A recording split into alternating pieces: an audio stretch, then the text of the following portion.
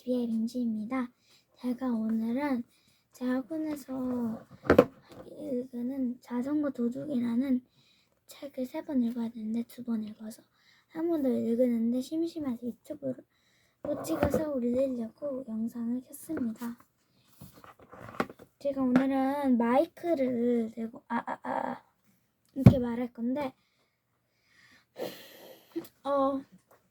제가 아직 4학년이다 보니까 이제 뭐 읽다 보면 틀릴 수도 있는데 그런 거 이해해 주시면 감사하겠습니다. 자, 그러면 이게 이쪽부터 55쪽까지 조금 긴 내용이지만 한번 제 이야기를 잘 들어주셔서 재미있는 영상이 남도록 열심히 읽어드리도록 하겠습니다. 자, 그러면 시작할게요. 제목은 아까 자전거 도둑이었으니까 이번 이야기부터 읽도록 하겠습니다. 쓰나미는 청계장 세운 상가 뒷길의 전기용품 도매상의 꼬마 전원이다. 쓰나미란 어엿한 이름이 있는데 꼬마로 통한다. 16살이지만 볼은 아직 어린아이처럼 토실하니 붉고 눈속이 깨끗하다. 숙성한 건 목소리뿐이다. 제법 굵고 부드러운 저음이다. 그 목소리가 전화선을 타면 점잖고 떨떠름한 늙은이 목소리로 들린다. 이 가게에는 변두리 전기상해나 전공들로부터 걸려오는 전화가 잦다. 쓰나미가 받으면 주인 여가님이십니까? 하고 깍듯이 존대를 해온다. 아닙니다. 꼬마입니다. 쓰나미는 제가 무슨 큰 실수나 저지른 것처럼 황공의 함을 볼까지 붉어진다. 자식, 새벽부터 재수없게 누굴 놀려? 너 이따 보자. 이런 호령이라도 들려오면 쓰나미는 우선 고개를 움츠려 알밤을 피하는 신용부터 한다. 설마 전화통화에서 알밤이 튀어나올 리 없는데 말이다. 실수만 했다 하면 알밤 먹을 것을 예상하고 고개가 자라 목까지처럼 오그라드는 게 쓰나미가 이곳 전기상해에 취직하고 나서부터 얻은 조건반사다. 조건반사란 어떤 자극을 반복했을 때 자극만으로도 반응이 일어나는 현상을 조건반사라고 합니다. 다시. 이곳 단골 손님들은 우락부락한 전공들이 대부분이어서 성질들이 거칠고 급하다. 자기가 요구하는 것을 쓰나미가 빨리 알아듣고 척척 챙기지 못하고 조금만 어릿어릿하면 자식 하며 사정없이 방송이 같은 머리에 알밤을 먹인다. 쓰나미는 그 숱한 전기용품 이름을 척척 알아들을 수 있는 만큼 일에 익숙해질 때까지 숱한 알밤을 먹었다. 그런데 일에 익숙해진 후에도 쓰나미는 심심찮게 까닭도 없는 알밤을 얻어먹는다. 이 거친 사내들은 그런 짓궂은 방법으로 쓰나미를 귀여워하는 것이다. 예쁜 아이를 보면 물어뜯고 울려놓고 마는 사람이 있듯이 이 사내들은 그런 방법으로 쓰나미에게 애정 표시를 했다. 자식 잘 잤나? 자식 요새 제법 컸단 말이야. 장가들여야겠는데? 자식 좋아서. 그러고는 알밤이다. 주먹과 팔집만 허풍스럽게 컸지 아주 부드러운 알밤이다. 그러니까 쓰나미는 그만큼 인기 있는 점원인 셈이다. 여기 그림이 나오는데 한번 보실까요? 좀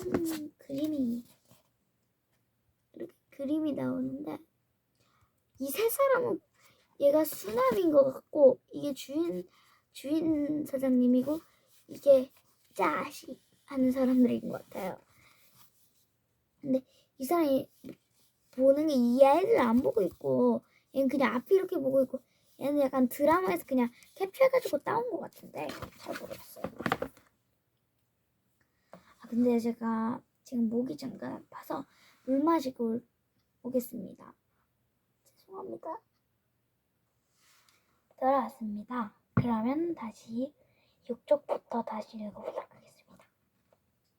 쓰나미는 단골 손님들에게만 인기가 있는 게 아니라 주인 영감님에게도 여간 잘 빈 게 아니다. 누구든지 쓰나미에게 알밤을 먹이는 걸 들키기만 하면 단박 불호령이 내린다. 근데 여기 계속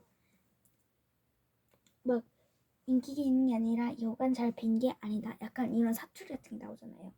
이건 사실 저도 잘 이해를 못하긴 하는데 잠깐 눈이 아파서 이해하기 못하는데 약간 이게 옛날 책이다 보니까 약간 옛날 소설은 아니고 무슨 영화를 본떠서 책으로 만든 것 같은데 약간 사투리가 많아서 이해가 안 되는 부분이 있을 거지만 그래서 만약 이걸 어른분들이 보신다면 사투리를 조금 아시는 분들은 그걸 해석하실 수 있겠지만 만약에 사투리를 잘 모르는 분 제가 따로 설명을 해드리고 싶지만 제가 사실 이런 걸 잘 몰라가지고 제가 서울 사람이어가지고 이런 걸 잘 몰라가지고 설명을 못 해드려도 그냥 제가 말하면 그냥 들어주시면 감사하겠습니다. 그럼 약간 여기 조금 먼지가 있어가지고 한번 물 한 번만 뿌리고 가겠습니다.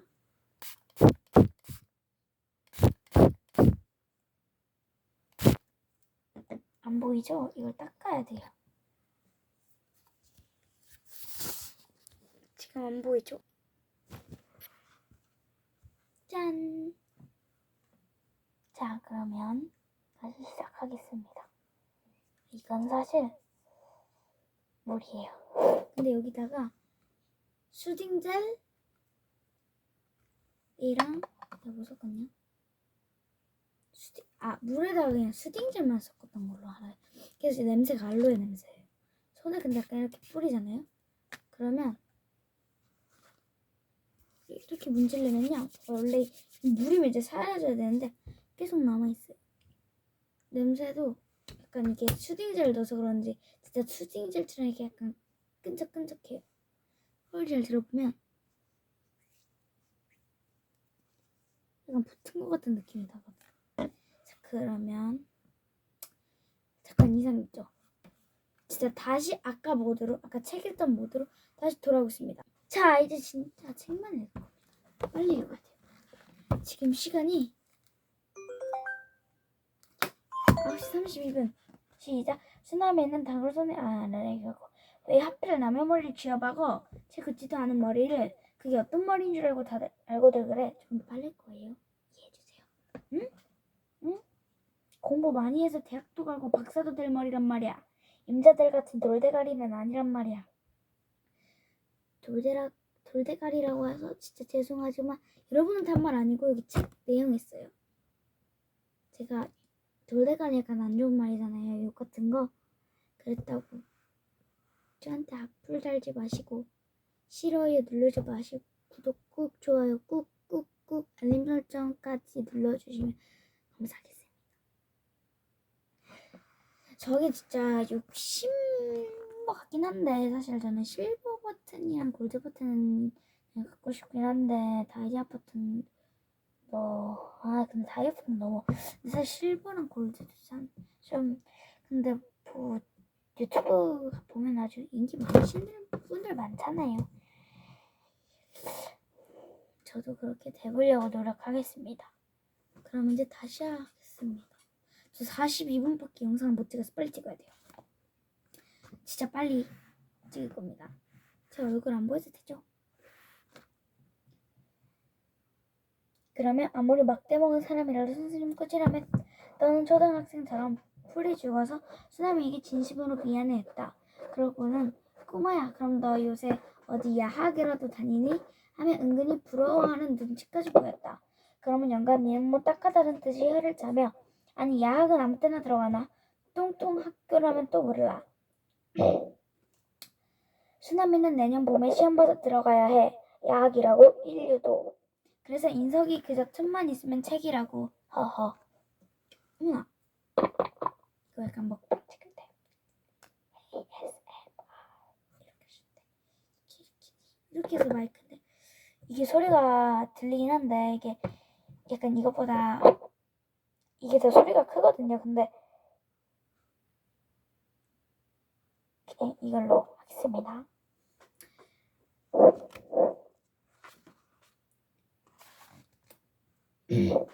수나미는 가슴이 크게 출렁인다. 수나미는 한 번도 주인 영감님에게 하다못해 야기로 들어가 공부를 해보고 싶단 말을 뱉은 적이 없다.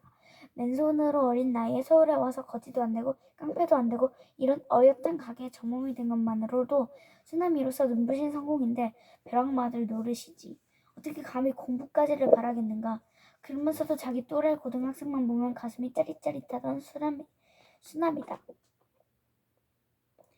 처음 전기용품 취급이 서둘러 시험을 하다 툭하면 손끝에 감전이 되어 짜릿짜릿하며 화들짝 놀랐던 것처럼 고등학교 고국은 수나미의 심장에 짜릿한 감정을 일으키며 가슴을 온통 마구 휘저는 이상한 힘이 있었다. 그런 수나미의 비밀을 주인 영감님은 알고 있었던 것이다. 수나미는 부끄럽고도 기뻤다. 그래서 수나미는 내년 봄에 시험에서 들어가야 해. 야학이라도 인류도.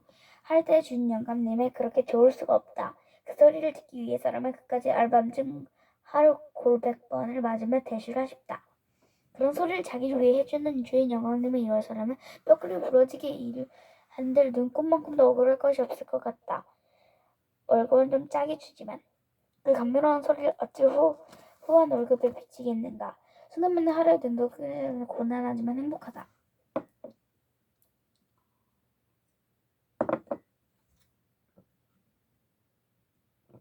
내년 봄은 올봄보다 멀지만 오기는 올 것이다. 그리고 영감님이 잘못 알아서 그렇지 시험 볼 때는 봄이 아니라 겨울이다. 겨울은 봄보다 이르다.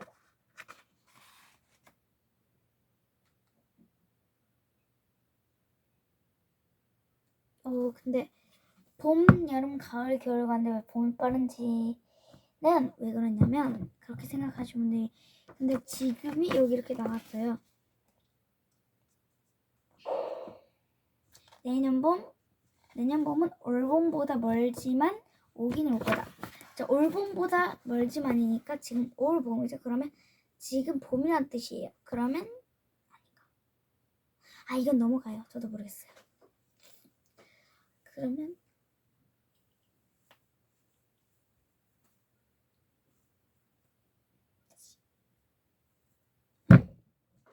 끝줄째한 수나미는 온전히 눈코 뜰 새 없이 바쁘게 일을 하고 밤에는 가게방에서 숙직을 한다.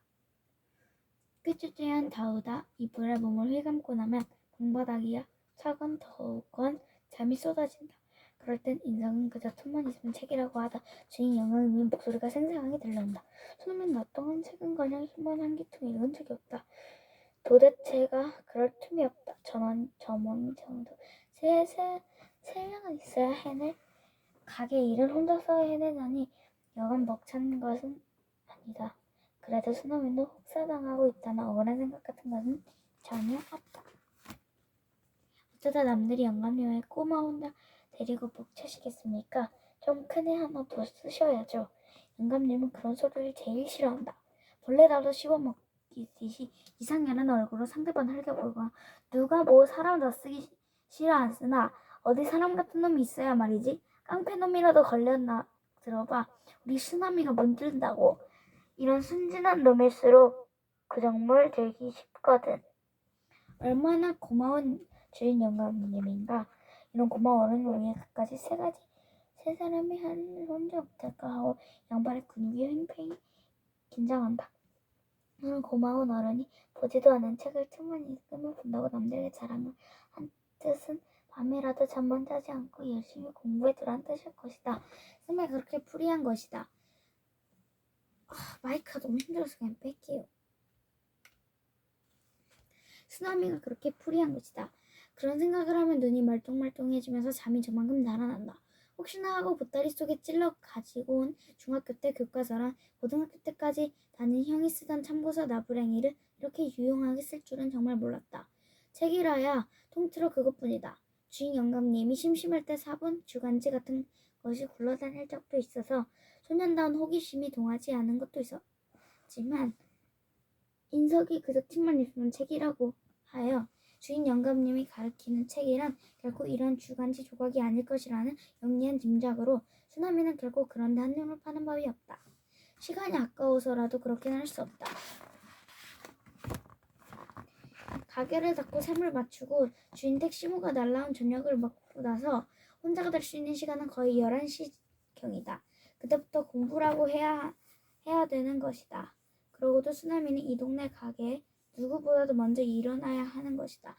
수나미의 부지런함은 이 근처에서도 팽판이 자자했다. 제일 먼저 가게 문을 열고 물뿌리개로 골목길에 물을 뿌리고는 긴 골목길을 남의 가게 앞에까지 말끔히 쓸고 나서 가게에 한 물건 먼지를 털고 어떻게 하면 보기 좋을까 연구를 해가며 다시 진열을 하고 제 몸단장까지 개운하게 끝난다.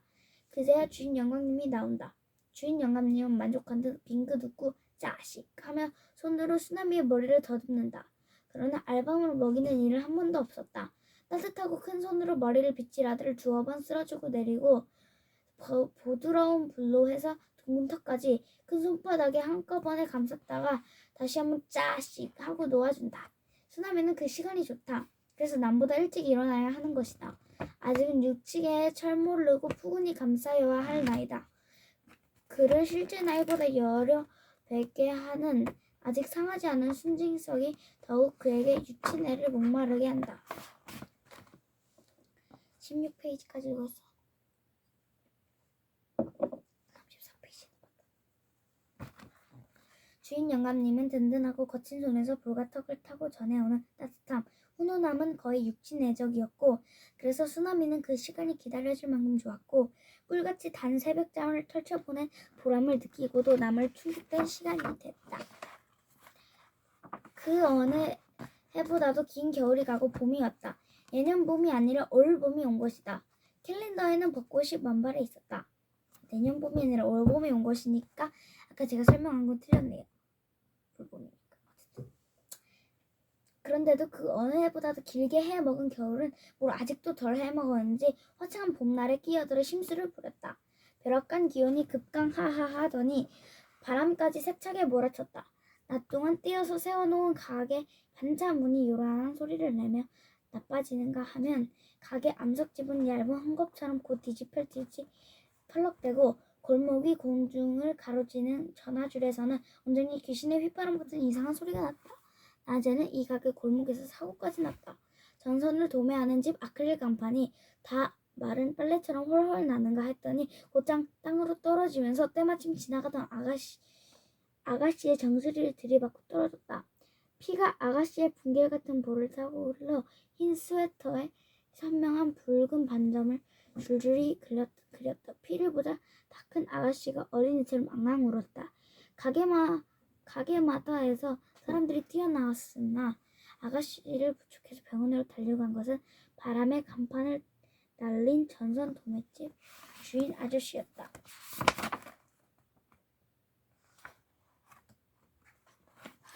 사람들은 모두 치료비를 똑똑히 부담해야 할 그 아저씨를 동정했다. 여기서부터 약간 이 책에서 욕 같은 게 나오는데 제가 일부러 한 거 아닙니다. 여기도 욕이 있고요. 뒤에도 욕이 있어요. 이해해주세요. 이 책도 욕이 나옵니다. 지랄스러운 바람이지. 그 아저씨가 무슨 잘못이 있기에 생돈을 빼앗기냐고. 그렇지만 돈지갑 옆구리에 차고 부는 바람 못 봤으니 그 재수 나쁜 아가씨들 그 재수 나쁜 아저씨한테 때를 쓸 밖에 도리 없지 않겠느냐고 사람들은 쑥 떴다. 하여튼 수나미가 알 수 있는 것은 그 아저씨도 그렇고 오늘 재수원 붙었다는 것뿐이다. 수나미는 문득 자기도 재수원 붙을 것 같은 예감이 들었다. 그래서 화들짝 놀라 큰 간판을 다시 점검하고 힘껏 흔들어보고 메롱메롱 매달린 아크릴 간판을 아예 떼어서 안에다 갖다 두고 떼어 세워놓은 반지문은 좁은 옆골 변수 앞에 끼워 두었다. 바람 부는 서울의 뒷골목은 흉흉하고 신년스러웠다. 먼지는 물론 온갖 자동산이들이 다 날아들어 가게 앞에 쓰레기 무더기가 만들어졌다. 스스로도 당해낼 도리가 없었다. 손님도 딴 날보다 적고 수나미는 까닭없이 마음이 울적했다. 시골에 바람 부는 날 풍경이 생생하게 떠올랐다. 보리밭은 바람을 얼마나 우아하게 탈 줄 아는가. 큰 나무는 바람에 얼마나 안 닮았게 들까부는가. 큰 나무는 작은 나무와 함께 사는 숲을 바람에 얼마나 우렁차고 비통하게 포효하는가. 그것을 알고 있는 것은 이 골목에서 자기 혼자뿐이라는 생각이 쓰나미를 고독하게 했다. 가게 주인들이 오르르 전선가게를 보였다. 아가씨의 안부보다는 그 아저씨 손해가 얼마인가 모두 그것이 궁금한 모양이었다. 쓰나미네 주인 영감님도 가더니 한참 만에 돌아오면서 하늘을 쳐다보며 욕짓거리를 했다. 육실할 놈의 바람, 무슨 끝장을 보려고 온종일 이 지랄이야. 아마 전선가게 아저씨 손해가 대단했던 모양이다. 근데 여기 좀 많이 나와. 좀 심했다. 근데 이 이야기 갑자기 무슨 끝장을 보려고 온종일 이 지랄이야라니. 제가 할 만한 아닌지만. 근데 책이 진짜 좀 이상한 것 같아요. 근데 혹시나 저를 안 믿을 수 있으니까 진짜 보여드리겠습니다. 여기 육실할 놈의 뭐라 쓰냐? 바람. 무슨 끝장을 보라고 이 지랄이라 여기 있죠? 그래서 동점 삼아 그렇게 화를 내는 눈치다. 하긴 그런 일이 아니더라도 서울 사람에게는 바람이 손톱만큼도 반가울 리가 없겠다. 바람의 의미는 간판이 날아가는 횡해. 한없이 나르는 먼지 쓰레기 그것밖에 모르니까. 눈바람이 게으른 나무들에게 잠든 뿌리에게 생겨난 콧방울들에게 얼마나 신기한 마술을 베풀고 지나갔었나를 모른다. 봄바람이 한 차례 지나고 거짓말같이 화창하고 아늑하게 갯날 들판이나 산등성이에 있어 본 적이 없을 테니까 수나미는 다시 한번 울고 싶도록 고독해진다. 전화를 받은 주인 영감님이 좀 생기가 나더니 계산서를 작성해주면서 XX상에 20W 형광 램프 5상자만 배달해주고 오란다. 가까운 데 있는 소매상에서는 이렇게 전화 주문으로 배달까지를 부탁해 오는 수가 많다. 수나미는 자전거도 잘 타. 배달이라면 문제도 없다. 그래도 오늘은 바람이 유난해서 조심하느라 형광 램프 상자를 밭으로 꼼꼼히 묻는다. 주인 영감님이 묻는 걸 거들어주면서 인서가 까불지 말고 조심해. 사고 내가지고 누구 못할 노릇 시키지 말고. 오늘 장사가 좀 안 돼서 그런지 말씨가 퉁명스럽긴 했지만 나쁜 말은 아닌데도 수나미는 꼬갑게 듣는다. 잠깐만요.